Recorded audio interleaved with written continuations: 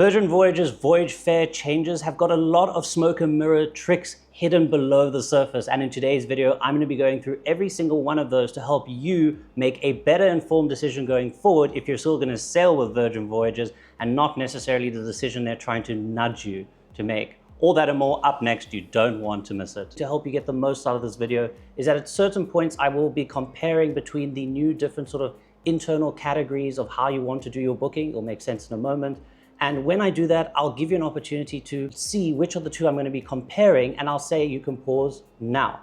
And once I do that, obviously hit pause if you're interested. Take a quick glance at them. You don't have to study it. It's okay. We're not really going to be focusing so much on the obvious, but rather the not so obvious. And then unpause and it will continue. Okay, now that you know how to get the most out of this video, let's begin. I'm going to be looking at the basics and with reference to the essentials. So you can pause the screen now. Okay, now that you've unpaused, let's get started. The first thing that stands out to me is the fact that the base option is essentially a worse version of the lock-it-in rate. I mean, the lock-it-in rate, you can still book your dining 45 days ahead of your sailing, but in the base, you can only do this 15 days before. So it's a subpar product even compared to a lock-it-in rate. However, of course, comparing with the essential and the premium, it is clearly a subpar product. All of this is an exercise in what's known as price discrimination, and in particular, another layer of type 2 price discrimination. To kind of put the long and short of it is, you're trying to give these different subcategories to allow customers to basically sort themselves out into paying exactly what they're willing to pay, the most that they'll be willing to pay. But in this case, you're actually trying to influence the decision-making in a very sneaky way. Why do I say that? Because think of it like a beauty contest. Imagine products are rated according to beauty, right? So 1 is the ugliest product possible and 10 the most beautiful product. In isolation, this base product, let's just be fair, is around a 2 or 3, okay? And the essential, what you've been used to this whole time, just in of itself, it's neither exceptional nor is it terrible. It's middle of the road, it's a 5, okay? Now, when you put these two together, something interesting happens. It's almost like a cheerleading effect. You see, what happens is that you see that ugly base product as being even uglier and more unattractive.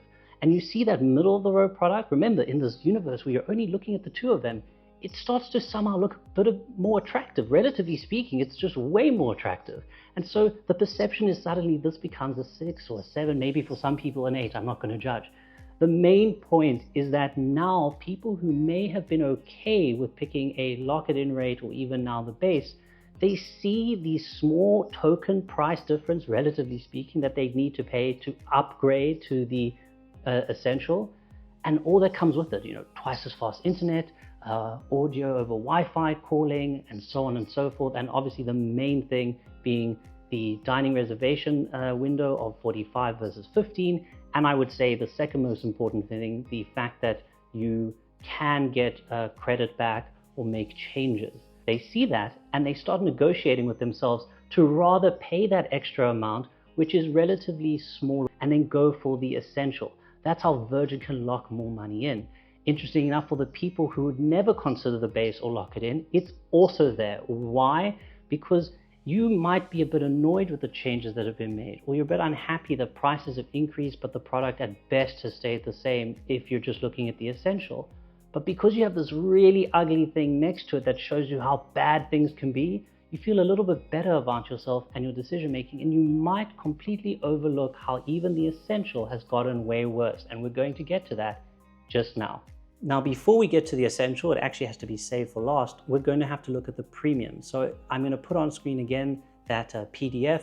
And if you want, I want you to focus on the premium versus the essential. You can pause now. Before we dive into the sneaky things going on with the premium option, it's important to have a reference point for how much that price difference is going to be to go from the essential to the premium. When I was looking at a 7-night sailing or several 7-night sailings, effectively, what I could see is that for a solo, the price difference is going to be around $200 to go from essential to premium. And for a couple, it's going to cost in total around $630 to go from essential to a premium.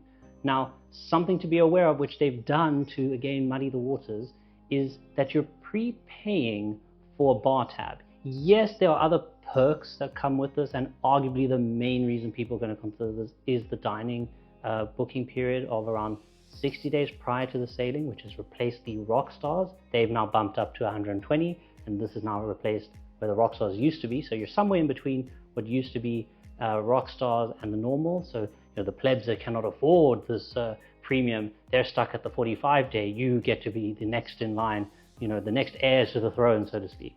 But let's save it for a moment. That is probably the main perk. They've put in some filler perks like a dedicated line. I think this is utterly ridiculous and useless in practice. And slightly faster internet again.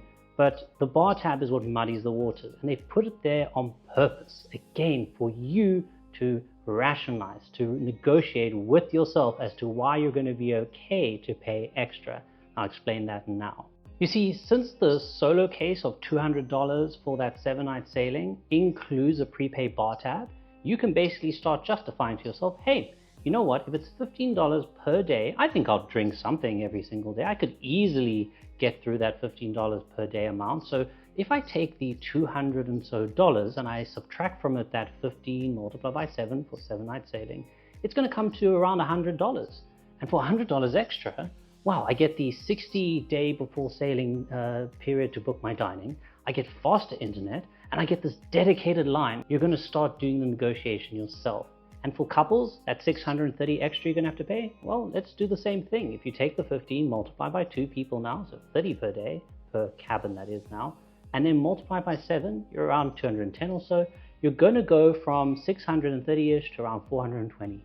Divide that by 2, and 210, give or take, right? Which then means you're sitting there thinking to yourself, for $210 each, in total, over a 7-night sailing, I get fastest internet, or one of the fastest internets that they've got. I get that dedicated line, which will be of 0 use. But more importantly, I get to book my dining right after the rock stars and before the other plebs. And I really want to make sure I get my dining. Here's the news you should all be aware of if you're not already. And for people who have followed my channel for a while, you already know this. I have a video out there that goes through the ultimate dining strategy in terms of getting your reservations. And you can go read the feedback there. Every person that's done that has ended up with everything they ever wanted.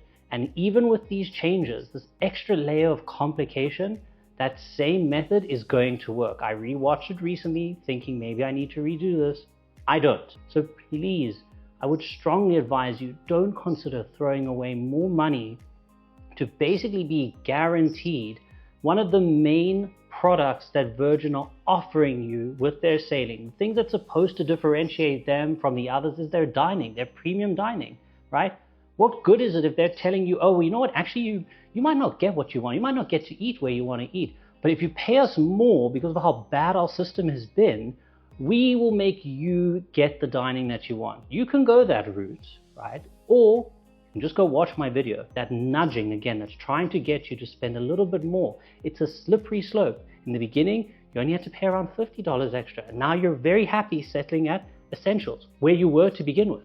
But now at Essentials, you're thinking, if you're solo, it's $200, but we've already explained half of that is just for drinks, which you're going to try and spend anyway. So now you say to yourself, well, actually, it's only $100 extra, and I get the extra Wi-Fi, and I get the I get the extra dedicated line. That's got to be worth something. That's an easy decision. I'll do it.